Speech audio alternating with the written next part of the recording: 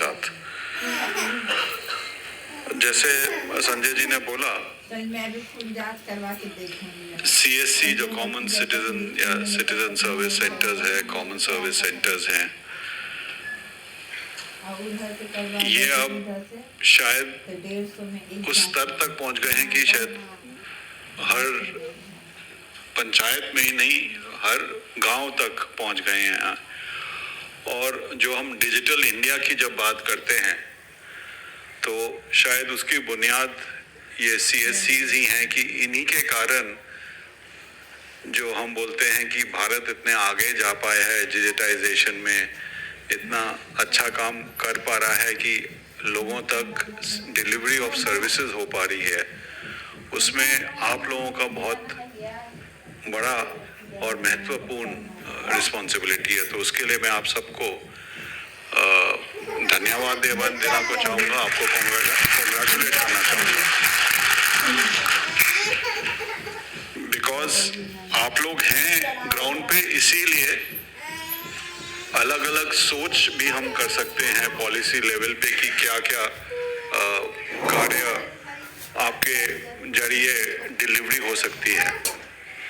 In fact आपको खुशी होगी कि डिजिटल इंडिया का एक जो लक्ष्य है कि जो भी सरकारी सेवा डिजिटल माध्यम से दी जा सकती है उसे डिफॉल्ट मोड में वो देना चाहिए। एक्सेप्शन होना चाहिए कि किसी भारत के नागरिक को किसी सरकारी ऑफिस में आना पड़े या कहीं दूर जाना पड़े वो सर्विस को लेने के लिए। अगर वो डिजिटल माध्यम से खुद के कंप्यूटर पे, खुद के मोबाइल फ़ोन पे, कॉमन सर्विस सेंटर पे जाके वो सर्विस ले सकता है तो उसे वो मिलनी चाहिए। और ये आश्वासन जो सरकार दे पाती है वो आश्वासन आप लोगों का जो सर्विस सेंटर्स हैं उसकी वजह से, जो कनेक्टिविटी इम्प्रूव हुई है उसकी वजह से, जो मोबाइल का पेनिट्रेशन हुआ है उसकी वजह से हम ये दे पा रहे हैं। और जो विजन है, जो हम बोलते हैं ईज ऑफ लिविंग, कि किस तरह हर नागरिक को सुविधा के साथ जीने का आसार बन सके, ईज ऑफ लिविंग जो विजन है, उस ईज ऑफ लिविंग का विजन बहुत महत्वपूर्ण पार्ट CSC है, आधार है। और डिजिटल इंडिया के जो विभिन्न प्रकार के कार्यक्रम हैं, UPI पेमेंट है, ई-साइन है, उमंग है, डिजी लॉकर है, इस तरह के बहुत सारे जो एप्लीकेशंस हम इंडिया स्टैक जो बोलते हैं, वो इंडिया स्टैक आप लोग ही जमीन तक सब लोगों तक पहुंचाते हैं और माध्यम के संग भी। अगर हम आधार की बात करें, पिछले 10 सालों में हम अब उस स्तर पे पहुंच गए हैं कि जो भी भारत में नागरिक है उसके साथ हम दावा करके बोल सकते हैं कि अगर वो 18 साल से ज़्यादा उम्र का है, अडल्ट है, तो उसके बाद निश्चय आधार है। 0 to 5 years जो है ऑब्वियसली उसमें आधार का देने का सिलसिला चलता रहता है और वो चलता रहेगा, क्योंकि हर साल करीब 2.5 करोड़ बर्ड्स होते हैं, नए बॉर्न शिशु आते हैं हमारे देश में, तो वो तो चलता रहेगा प्रयास। लेकिन हम उस स्तर पे पहुंच गए हैं कि 100% अडल्ट्स के पास आधार है। और इसी कारण जो मैंने बोला कि 1100 स्कीम्स हैं गवर्नमेंट की जो आधार को बुनियाद बनाती हैं, वो आधार को लेके ही आगे चलती हैं। और यही बुनियाद बना के हम जो ईज़ ऑफ लिविंग का है कि डिजिटल सर्विस ऑफ डिलीवरी होना चाहिए, वो बुनियाद है। आगामी दिन में अब फिर क्या फोकस रहेगा हमारा आधार का? एक तो है ही एनरोलमेंट, तो अब 2.5-3 करोड़ हर साल होगा, जितना बर्थ है प्राय उतना एनरोलमेंट हो गए, तो नए एनरोलमेंट तो ऑटोमेटिकली हम एक समीक्षा भी कर रहे थे हमारे लोग, तो वो बता रहे थे कि एवरेज अगर हम देखें तो एक जिले में प्रतिदिन 10 या 15 नए एनरोलमेंट से ज़्यादा नहीं होते हैं पूरे जिले में, एवरेज की बात कर रहा हूँ। तो ऑब्वियसली नए एनरोलमेंट लिमिटेड हैं और उसके हिसाब से हम अपना जो फील्ड का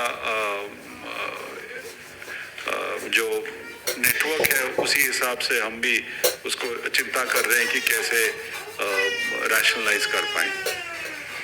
लोगों का फोकस अब है अपडेट्स पर, अपडेट एड्रेस का अपडेट है, मोबाइल का अपडेट है, कभी कभी थोड़ा बहुत नाम में चेंज होता है, बट मेजर अपडेट्स होते हैं तो एड्रेस और मोबाइल के ही अपडेट होते हैं। मोबाइल का अपडेट थोड़ा ज़्यादा सेंसिटिव है बिकॉज उस पर आप OTP से फिर ऑथेंटिकेशन भी कर सकते हैं, तो अगर कोई गलत मोबाइल उस पर गलती से हो गया तो उसका इम्प्लीकेशंस ज़्यादा हैं।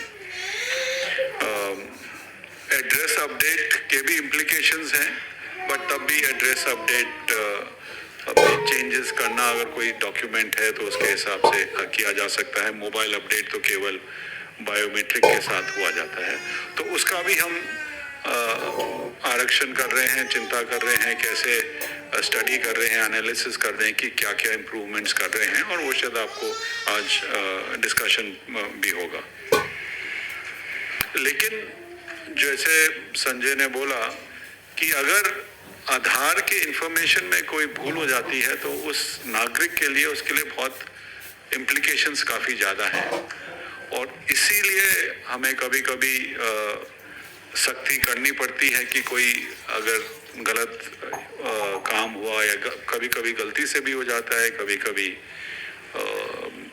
गलती ना होके भी ही किया जाता है, तो दोनों को देख के ही हमें आगे बढ़ना है। लेकिन ऑब्जेक्टिव वही है कि नागरिक को जो सर्विस मिले वो अच्छी सर्विस मिले, टाइम पर मिले, क्वालिटी मिले, कर्टवस मिले, कोई रूड बिहेवियर ना हो, और प्राय आप सब लोग ने बहुत अच्छी तरह काम कर रहे हैं और मैं ये आशा करता हूँ करते भी रहेंगे।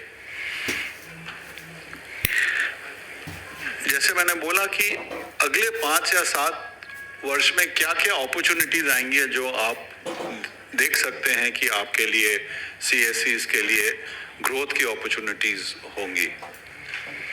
अभी हम जो ऑथेंटिकेशंस कर रहे हैं करीब 7 करोड़ रोज के ऑथेंटिकेशन है। ऑथेंटिकेशन मतलब जो OTP से या बायोमेट्रिक से, फिंगरप्रिंट या आइरिस से करते हैं। जैसे आप जानते हैं राशन की दुकान में कोई जाता है तो वहाँ पे उसे अंगूठा देना पड़ता है और फिर राशन विड्रॉ करता है। कोई बैंकिंग कॉरेस्पॉन्डेंट है आप में से काफ़ी लोग, आप जानते हैं कि कोई अपना बैंक से कोई पैसा डिपॉजिट करना चाहता है, विड्रॉ करना चाहता है, तो उसे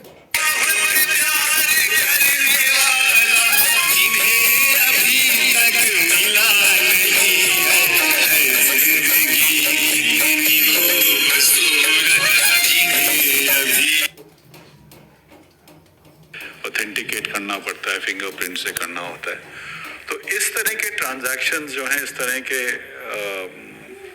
जो प्रोसेस है, प्रतिदिन करीब 7 करोड़ रोज हो रहे हैं। कुछ 1-2 साल पहले ये केवल 4-4.5 करोड़ था, हर साल बढ़ोतरी हो रही है। कुछ दिनों पे तो 8 करोड़ तक भी पहुंच गया है, और हमारी यही आशा, यही